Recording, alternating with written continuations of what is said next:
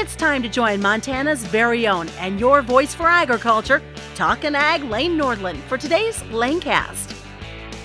Well, as folks look to find solutions for better range and pasture management, one tool that actually I've used out on our operation has been Rejuvra. Up here in my part of central Montana, cheatgrass has been a very big problem. It's a hindrance to productive rangeland. It looks good when it's green, but not when it cures. And so battling cheatgrass is something that so many producers up in my neck of the woods deal with. And Rejuvra by Envu is one of those products that I've been able to utilize to really improve my pasture. So we're going to talk about that and how we can look at the return on investment that utilizing this application truly does have on our operations now. And joining us is Justin Hossfeld with Envu, and he's the one that turned me on to Rejuvra. Justin, how are things going here today as we make our way into August 2025? Going really well, Lane. We've had a great year with Rejuvra this year. A lot of federal and state agencies now are starting to really see the value of rangeland restoration. Wyoming has used RangeView as a key part of their fire resiliency and their fire reduction efforts to take care of that. So having a great year. And as you mentioned, cheatgrass there's so many ripples in the pond that come with the negative effects of cheatgrass, from low forage quality to even some health issues with livestock, but increased fire risk and all of those things. And then, as you know, as we've talked, the other one, ventenata, is starting to creep into Montana in a big way.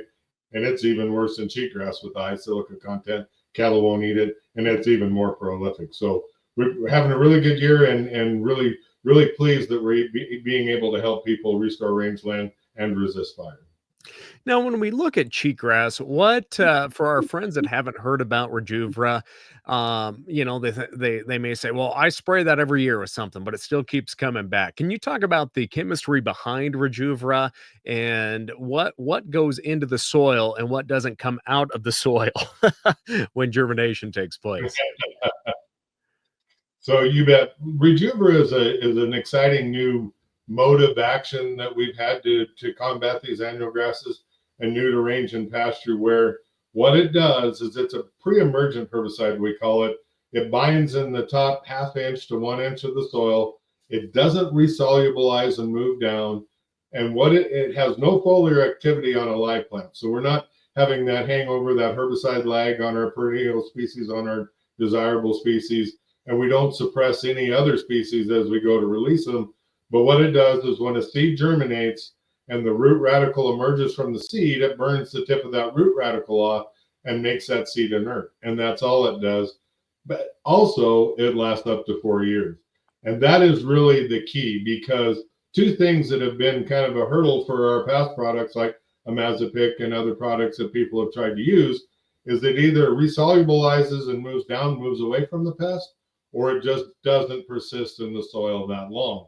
Where Rejuvra doesn't resolubilize, where it doesn't move from that top ½ inch, and it lasts for 4 years, we can exhaust that soil seed bank, because we know with Rejuvra or with cheatgrass and ventenata, their soil seed bank life is about 3 to 4 years. And when we're using those other products that only lasted a year, that soil seed bank kept putting them back. But our ability to exhaust that soil seed bank has really now given us the opportunity to remove those species from the ecosystem. So, what are the best times for operators to apply a product like Rejuvra to try and get ahead of cheatgrass before it does start growing? So we really have two application windows. We have like let's say an April through early June window, where cheatgrass germinates in the fall. So when you're going to go out there in April through June, you're not going to control that cheatgrass that you have out there because it's already up and growing. But why we do use that period of time is because we're getting pretty reliable moisture during that time of the year. Everything that out there is pretty high moisture content. So when we apply the Rejuvra, it doesn't get bound on that thatch and that litter and stuff that's on top of the ground. It gets to the soil quickly. It gets incorporated in the soil quickly and active, to where when that cheatgrass and these annual grasses start to sprout in late August and September, that Rejuvra is there and ready to go, and it stops it. The other really good window that we have, and I think it's one you've used, is we go at a time where there may be some germination, let's say that August, September, October, November time frame, and then we just put a low rate of imazapic, 3 to 5 ounces of imazapic, to control that germinated plant, because remember, Rejuvra doesn't have any foliar activity, but we can put in a little bit of imazapic, pick up that really young cheatgrass, that stuff that's germinating, and then Rejuvra is there for the next 4 years to control the rest of the seed. So April to early June or late August all the way till freeze up is our two best opportunities. Well, the one thing I really like about that fall opportunity is we've grazed a lot of that foliage and stuff off the ground, so it's not interference to the herbicide getting to the ground. Plus, it gave us an opportunity to pull the equity out of those pastures that we need. We can't just stop using the ranch to control cheatgrass. And so it allows you to maybe help the impact and the efficacy of the Rejuvra by getting rid of some of that litter, and you got to pull the equity out of the ranch that you need. And so when we're looking at this as well, producers are always looking at the bottom line. How much is the input? And that's with Envu rolling out their return on investment calculator. I think that's just one more opportunity for them to really look at this as an investment, not just as a cost of doing business. Absolutely, you're right. And we developed our product called RangeView that you and I visited about before. It's kind of like using Google Earth, but tailored to your operation. You can go out there, you can look at your operation, you can draw pastures, you can upload treatments, you can draw a treatment area that you'd like to treat, send it to your applicator, so you're both on the same page when you're looking at that. But also, we know that once you use Rejuvra, you're going to have a new landscape out there, a new opportunity. And so we've also put a lot of decision-making tools into RangeView to help you with that. And one of them is that return on investment calculator that you brought up. As you know, in ranching, liquidity can always be kind of a challenge. And so if we're going to make an investment, it better be a good investment. And not only does it need to bring more revenue and more net income to the ranch, but it also needs to bring it quickly, because our weather cycles and our market cycles can be pretty volatile. And if we're going to make an investment, we'd like to see that return on investment in 2 or 3 years, not in 20 years. And that ROI calculator allows you to go in and take a look at what you would get from, maybe buying a newer, higher performing bull, or do I put in some fence and water project? Or if I did a Rejuvra application that got me 2 to 3 times more forage, which one is going to pay me back the best return on investment and the quickest? And so when you're making that leap of faith to make an investment, it just makes you more informed and a little more confident and secure in making that decision. And for folks that have never utilized this product, I believe it's about 5 ounces an acre. Is that correct on the application rate?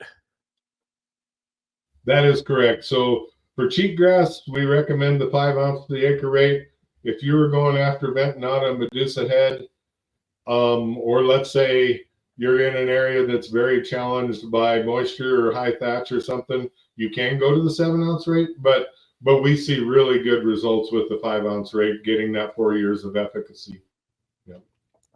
And what are some of the main questions you get asked from producers, whether you're dropping down the tailgate and talking with them in the countryside, or maybe attending an agriculture event where your booth set up? What are some of the main questions or concerns they have when it comes to treating cheatgrass, or some of the key things that they're just interested in when learning about a product like Rejuvra?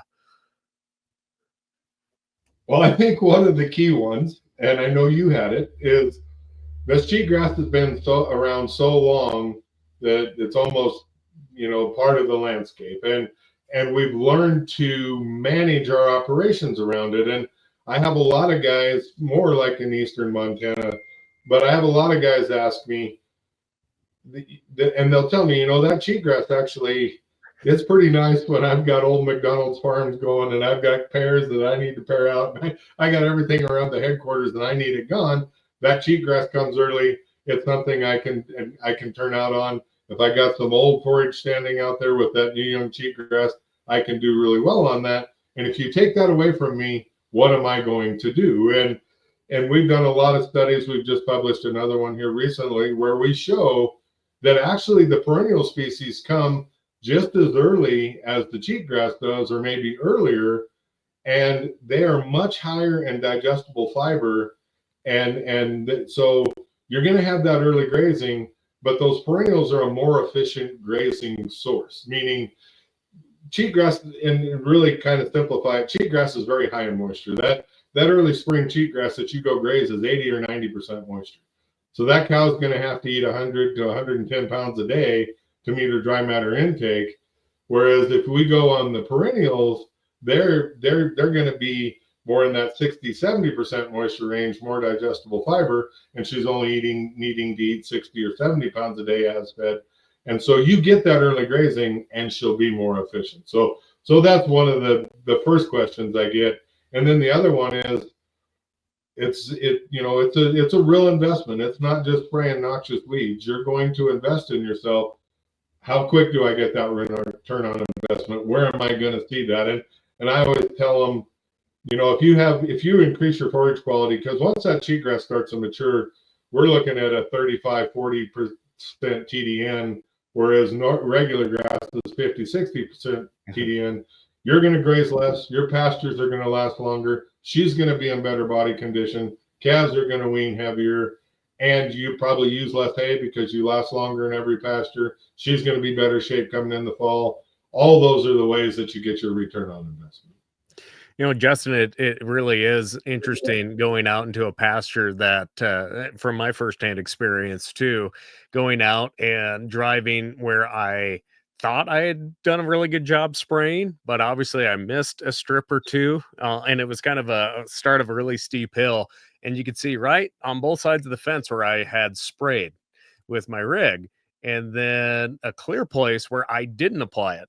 And there's just a strip probably 3 or 4 feet wide, and it just went right to where I sprayed. And I knew exactly. I applied it with, is it Omazapic? Am I saying that additive right? But when this spring I did that too, because obviously it already germinated, but it was clear as day. You could just see it.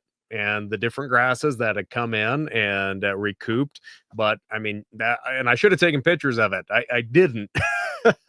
But it was clear as day. You could see exactly where I had applied it. And there's a few spots out in the pasture where I have heifers right now where there's just some clumps of cheatgrass out there that haven't been grazed, and they're all brown and just sticking out there. I'm like, well, I'm gonna go hand spray that just to get ahead of that. But it truly, I mean, when we bought this place, there'd been a lot of horses on the property my wife and I bought, and where I've treated it's recouping, and I didn't think it could. It is amazing how much of a parasite those annual grasses are, and how much they subdue any kind of recovery or restoration.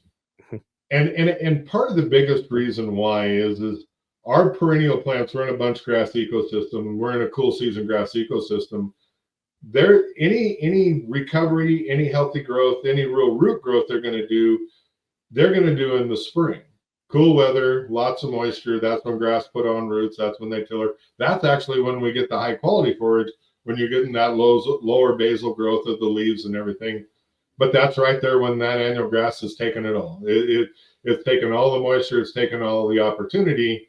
And so what we find when we see this huge recovery and these huge forage increases is it's because not only because the cheatgrass isn't there sucking up all the rain, but these grasses are getting to grow at a time when they do their best job of growing. We've all seen it. You can get, like in the picture behind me, you can get cheatgrass to nest, and you can get those late July, early August rains.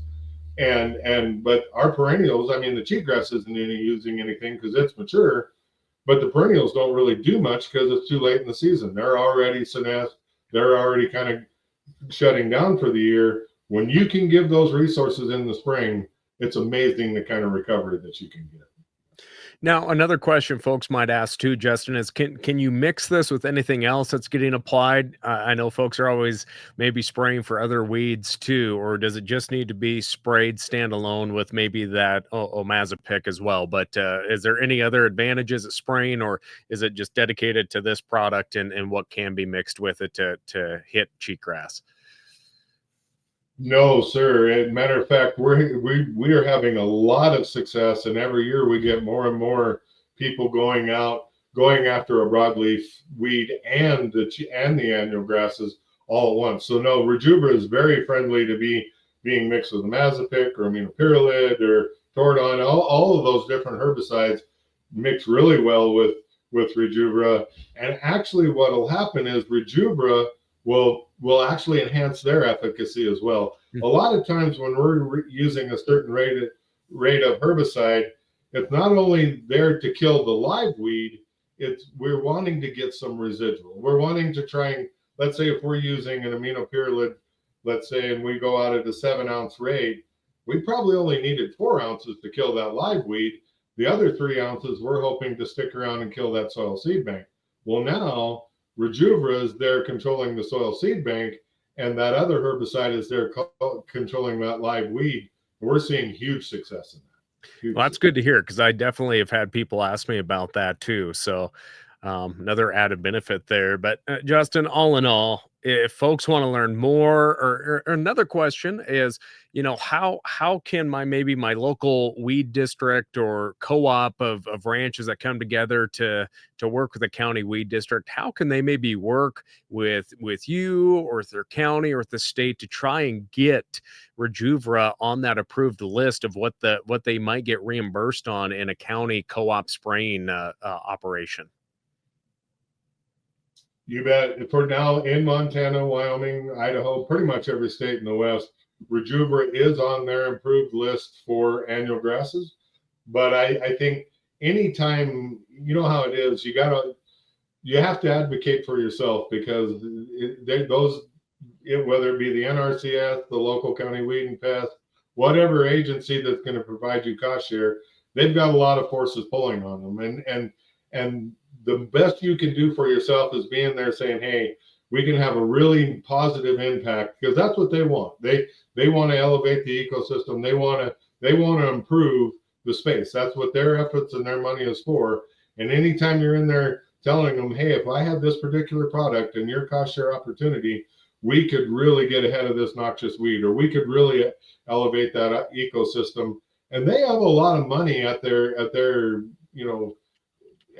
fingertips to be able to use. So I encourage, we all are very busy. We all have a lot to do. And I know maybe going into town and sitting in a few state, county, or federal offices doesn't seem like a lot of fun, but sometimes they could be making us the biggest impact on our ranch we can. So you're right. Get into those folks. They have cost share programs, but they need to hear from you to be able to put those dollars to work.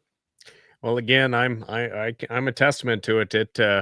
Products like Rejuvra, they truly have changed our operation here, just our small operation my wife and I are on, and also the application on my in-laws' place too, because that is a nasty grass, that cheatgrass. Thank gosh our side of Cascade County hasn't got ventenata, but the other part of our county, it's definitely present. So I encourage everybody, if cheatgrass is something that you cannot get ahead of, you can't do it yourself. Let me put it that way. And this is a tool that helps you get ahead of it. It truly does.